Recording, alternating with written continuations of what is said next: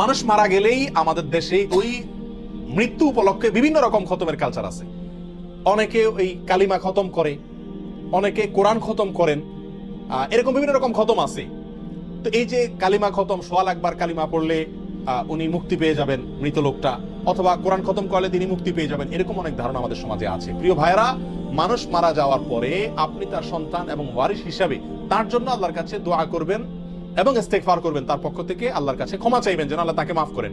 এটা আপনার ভাই বোন সবার জন্য কর্তব্য। আপনার বাবা আপনার মা মারা গেলে তাদের জন্য, অন্য যে কেউ মারা যাক, আপনজন সবার জন্য কর্তব্য, তারা তার পক্ষে আল্লাহর কাছে সুপারিশ করবে, দোয়া করবে, ক্ষমা চাইবে। কিন্তু ইসলামী শরীয়তে কোরআন হাদিসের কোথাও আমাদেরকে এটা বলা হয়নি যে মানুষ মারা গেলে ওই মৃত মানুষের জন্য খতমের কোনো অ্যারেঞ্জ করতে হবে। সেটা কোরআন খতম হোক, খতমে জালালি খতম হোক, কালিমা খতম হোক, সোয়াল আকবার হোক, আর যাই হোক না কেন, যত রকমের খতম আছে, এর কোনো কালচার সিস্টেম, এর কোনো পদ্ধতি বিধান ইসলামী শরীয়তে